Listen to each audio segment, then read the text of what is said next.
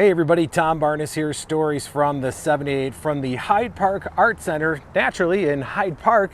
This place truly is a gem on the south side of Chicago. They have pay what you can classes. The center's free, open every day. You can come in, enjoy art, walk through it. You can be one of the people that has their art on display. Like I said, you can take those classes that are here that are pay what you can. It truly is a community space right here in the heart of Hyde Park. Thought I'd talk to one of the artists in residence that has this amazing exhibition inside. Her name is Alison. We'll go inside now and check it out. So you're looking at the first in this series of Paradox in Action. I'm here with the artist. This is Alison. How are you, Alison? Hi. So tell me about this project. Here we're at the Hyde Park Art Center. You have this wonderful exhibit that is a massive room, and it all started with this series here, but a message you wanted to get out. Yes, I'm very interested in global warming and how does an artist talk about such a big issue that is kind of bigger than we can kind of get our heads around. And so the initial pieces here were made with water that filled up the interior of the cast houses and then were allowed to kind of destruct on their own, so that there's no actually modeling of the forms. You're seeing an actual event and the record of that. And that you wanted this to ruin itself Yes. on itself. Yes.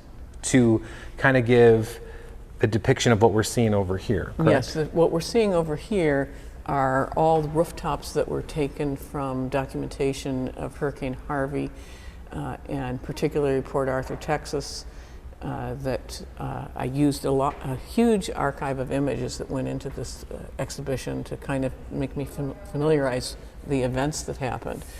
And I ended up creating kind of a neighborhood that's from a section of Port Arthur.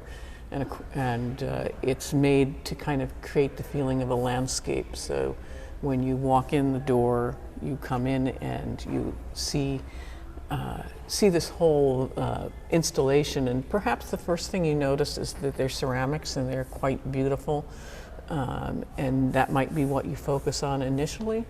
But the more time you spend in the room, you start to realize that it's a landscape, and a specific landscape of an event that has happened. And the event is the flooding of this neighborhood.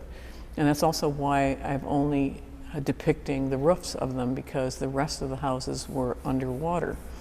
And you can also see that there is black mold that surrounds the room, that it has a kind of uncomfortable toxicity to it. Yeah. I feel that aspect of it kind of counters the kind of beauty that you see in the rest of the work, and so that there creates some friction between the two ways that you're emotionally responding. And this, everything very purposeful with the black mold. I imagine the color of the water. Yes, the water is actually pretty close to the documentation, and it also, by painting the platforms and the floor, it kind of helps it float. Mm-hmm.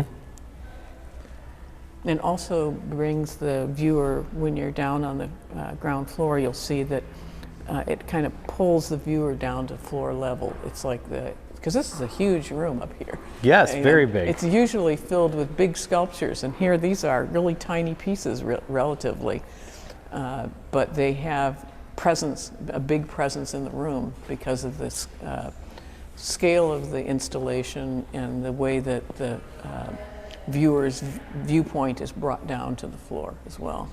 So this space really, I mean, we are at a nice perch here to look over this space, but really walking through it is what you would suggest to really Yes. understand the entire experience of it, from the colors on the wall, walking through the individual spaces here as well. Yes, and all the colors are based on asphalt colors, roof tiles. They would have been from the 1950s through the 70s, and as neighborhoods change, roof colors change. Absolutely. And then talk about this just a little bit. We briefly talked about it at the very beginning, but all these different pieces you have along here, was this just an evolution of what you wanted to tell as far as your story and message? It was, at the time I was doing these, I did not know that it would expand into this larger series. Was shifting away from a series of work based on war that had been shown at the Chicago Cultural Center. And I have a history of looking at trauma and trying to visualize and communicate because I think art has an ability to touch emotionally in a way that's different than the written texts that we read in the newspapers. Absolutely. That, it kind of centers the kind of emotional tone of whatever the trauma is, and I think people respond to that. It's sometimes maybe more convincing, even if it gets into our heads as something we, feel strongly about. These individual pieces, they're powerful pieces, and you really get, it's amazing how something small in scale that you created can replicate so well in what actually happened in the world with the hurricane and the way it looked from above and everything else. Yeah, it is. It's unusual material to be done in ceramics as well. Ceramics is usually not kind of, you might say that newsy, but I feel like it has there's an unexpectedness to that, which helps the kind of, it's so tactile and visual, and it kind of gets under your skin. Absolutely. For folks that want to learn more about what you do as an artist, and obviously they can come here and see this work, where else can they see your work? If you look my name up online, you will see tons of images on the internet. I've been exhibiting in Chicago for 25 years. And, do you have your own site? I have a website. I've kind of let it die. Oh, okay. I have a lot on Instagram. Do you have an Instagram?